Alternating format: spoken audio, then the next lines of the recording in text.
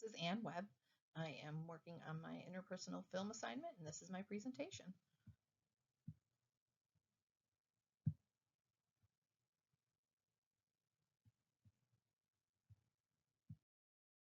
For this assignment, I chose the movie Good Will Hunting, and I will highlight on the relationships between Will and Chucky, Will and Skylar, and I will also go through the stages of relationship development. Like I had stated, I did choose the film Good Will Hunting. Happens to be one of my all-time favorite movies. I love the story. Just have always loved this movie. I've seen it several times. So I decided this would be a great one just because of all of the different relationship types and the ways that I noticed in the movie, the communication and the building of the relationships, the struggles that relationships have. It kind of shows all of this, kind of like our real life, everyday relationships. So I feel like it was a good representation of quite a bit of different relationship types and communication styles. The first significant relationship we see in the film is between Will and his best friend Chucky.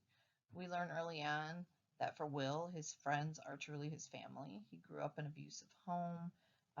He bounced around in foster care when he was young, and he ended up in even more abusive situations. And for most of his life, he was in and out of trouble. He learned how to deal with this stuff by, lashing out. Violence was a big thing. His friends really embraced him and really understand where he's coming from. None of them had, the greatest lives. At least that's how I take it. Um, to me, Will and Chucky seem like they're brothers. They care about one another. They help each other out. They want the best for each other.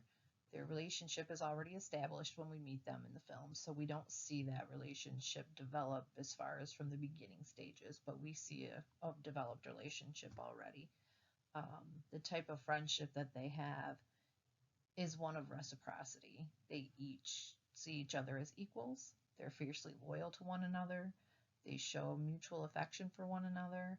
At one point in the movie, Chucky tells Will that his wish for him is one day that he just leaves town and moves on to bigger, better things. Chucky's willing to sacrifice some of his happiness for the sake of his best friend. He wants him to do better and be better, and he thinks he deserves better than he does, and it's just a really giving relationship. Well, later in the movie, Will meets Skylar. Their relationship centers around attraction theory. When they first meet, you can tell that they physically are attracted to one another, which I would assume that's how most romantic relationships begin, anyways. But Skylar and Will are very intelligent, which gives them something in common to share with one another. This helps their bond to strengthen. They enjoy spending time together doing fun things, studying, or even just talking. You can see that Skylar is better able to open up about herself to Will than he is. Um, and that does eventually put a strain on their relationship. And this is shown as the relationship develops through the different stages that most relationships flow through.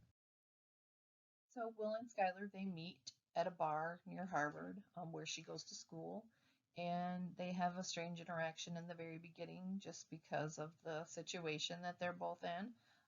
But eventually they do talk to one another. They she exchanges her phone number with him, and then, we move on to the involvement stage of the relationship where they start spending time together, start to get to know each other. At this point, you notice that Skylar is much more open to discussing her wants and her future, dreams, and her even her past, and where she's going and where she's come from. And Will doesn't feel comfortable doing that, and it causes issues, especially when you get into that intimacy stage where he's not being honest with her and she's being honest with him and telling him what she needs, what she wants, and he can't give that to her.